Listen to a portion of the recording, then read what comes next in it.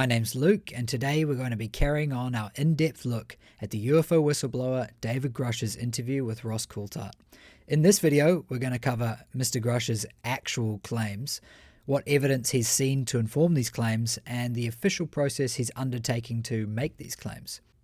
Also, just a fair warning that I'm going to be pretty thorough with my analysis of this interview, so let's just say you've been warned. Okay, let's get started. He says the most earth-shattering of those secrets were revealed after 2019, when he was invited to join the UAP task force. You had the security classifications to go anywhere and ask anyone anything. I had, based on my formal security clearance and multiple polygraphs, I had the ability to be read into any program that I needed. At one point in time, I was extremely highly cleared. What conclusion did you come to at the end of your time on the UAP task force? The UAP task force was refused access to a broad crash retrieval program. Okay, so I think that's a good place to stop. I've just put together some key points from what he just said, and this is sort of the format that I'll just be using for the rest of the interview. So, Grusch had the ability to be read into any program that he needed to, which definitely tracks with the principles of classification and the concept of need to know, which we discussed in the previous video. Grusch was given an official need to know from the UAP task force when he was asked to look for information on UAP within special access programs. So this should theoretically give him access to any and all special access programs. According to Ross Coulthart, he had access to over 2,000 SAP at one point. In addition to this need to know, Mr. Grusch also held a top secret sensitive compartmented information clearance and acquired an even higher level clearance, slang known as Yankee White, to work on intelligence briefings for the president from the NRO when he was working at the White House. So he had an official need to know and the highest level of clearance required to get access to any secret in the US military, and he was still refused access to a program. Being outright refused to any program was understandably a significant red flag for him. It's a very unusual level of restriction for someone with his access. He should have been able to go anywhere, and he was being told no. Unbelievable. All right, moving on. When you say crash retrieval, what do you mean?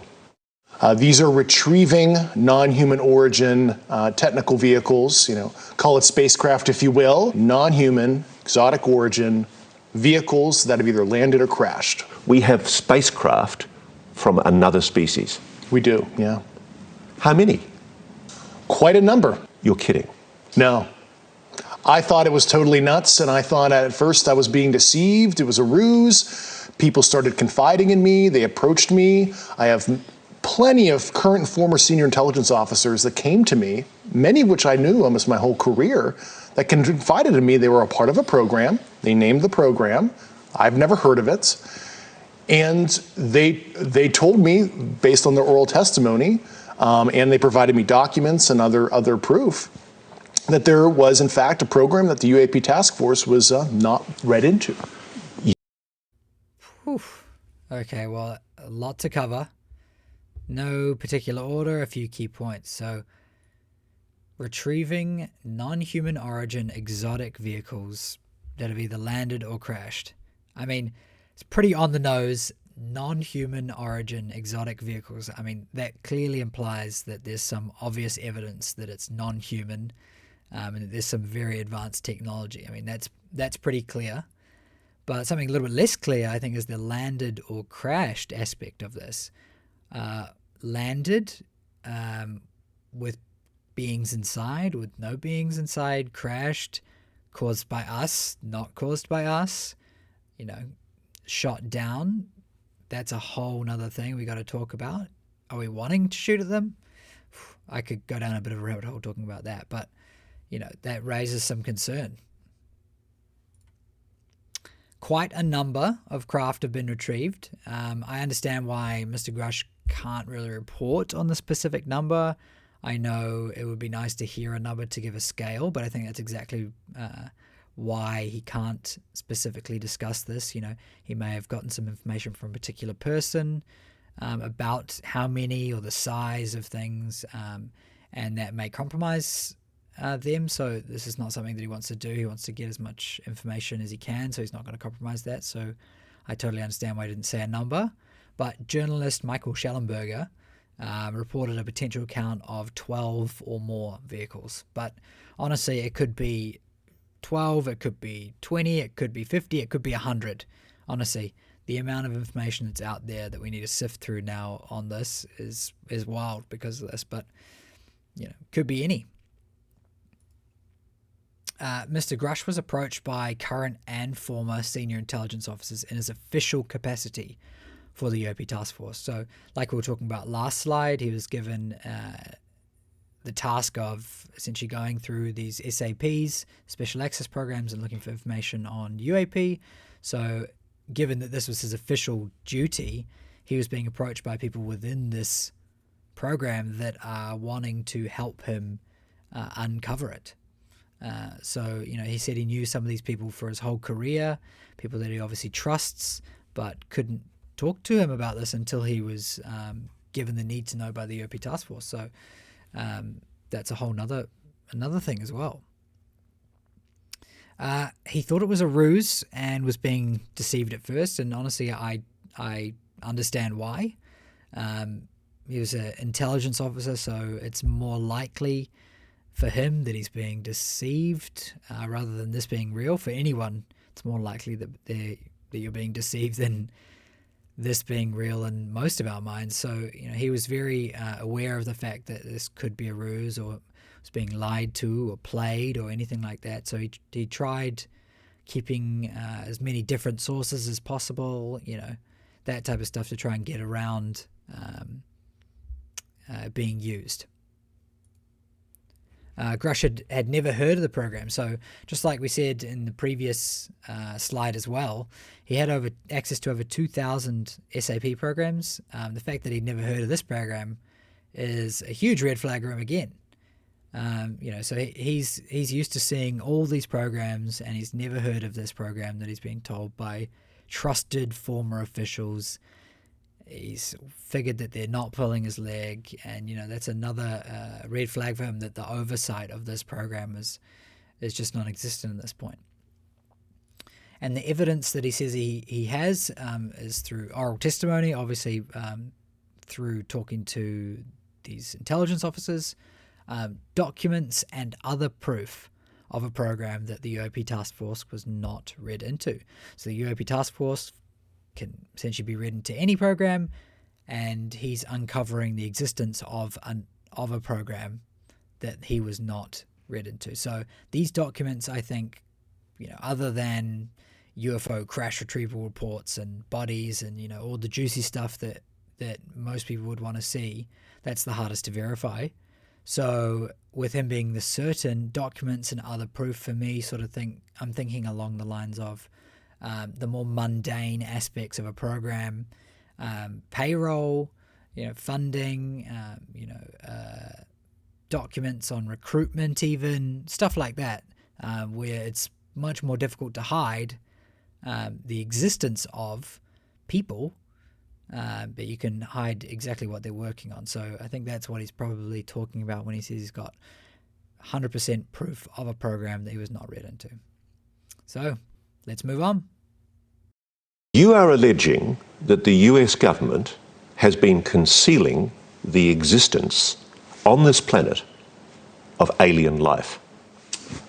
I would couch it as non-human intelligence, NHI, like we would like to say in our language. Why do you say that? Why do you say NHI? I don't want to necessarily denote origin. I don't think we have all the data to say, they're coming from a certain location, and I couch it as somebody who studied physics where... Okay, so he's alleging that the US government is concealing the existence of alien life, but he'd rather call them non-human intelligence rather than alien life because they can't specify their location of origin. And, this indicates to me that the program has very little actual information on the specific origins of the craft. They just know that they exist and how they work and, noting the properties of each component, but they don't really know where they come from or why they're here or how they truly work. And also non-human intelligence doesn't necessarily mean that they could be extraterrestrial, which I think we'll hear about in a second, but very interesting. Maybe they're coming from a different physical dimension, as described in quantum mechanics. We know there's extra dimensions due to high energy particle collisions, etc. And there's a theoretical framework to explain that. Yeah. Just let me cut to the quick, though. You're saying there is an intelligent species engaging with this planet? Yes, that's potentially extraterrestrial, yeah. I speak for everybody sitting at home. That is a shock. It was to me, and I had a lot of sleepless nights. Grusch.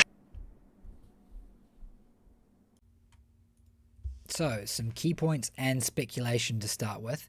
Mr. Grusch speculates that they could even be from a different physical dimension, as we already have some basic theoretical frameworks to support this. And quantum physics, or quantum mechanics, describes alternate physical dimensions, and we know this from high energy particle acceleration experiments. I've seen a little bit of pushback on some of these claims. I'm not a physicist. I don't claim to have any knowledge, but there isn't really any specific concrete knowledge on what he's talking about. These are theories that we've speculated that there could be alternate smaller and or larger dimensions, but we really have no concrete evidence right now about extra dimensions. But, some of the places that we're studying this are at the Large Hadron Collider and at CERN in Switzerland, and there's a few other places around the world that are studying this type of thing, but it's certainly theoretically possible from what we currently believe. Mr. Grusch also believes that we have an intelligent species engaging with this planet that is potentially extraterrestrial. We don't specifically know extraterrestrial, interdimensional, there are a lot of different possibilities, but he is categorically saying that an intelligent species is engaging with this planet. And that's incredible. Mr. Grusch also was shocked by this, as anyone would be, and had a lot of sleepless nights, and I like hearing that in this context, because it's important to remember the human factor and the incredible shock that anybody would have if they're exposed to any of this information in the way he has in such an official capacity. You wouldn't really know what to believe. So I like hearing that he was affected by this, because it, if it wasn't affecting him, something weird's going on. Anyway, next clip. Says he's never personally seen non-human intelligence, but he's spoken to enough people directly involved in what he calls the program that he's convinced it's real. I started out as a non-believer. I came to the problem as a hardcore physics guy, intel officer, so I have a, excuse my language, high factor. I was very methodical, interviewing people who didn't know each other, making sure this wasn't some kind of cover-up of some other program. He says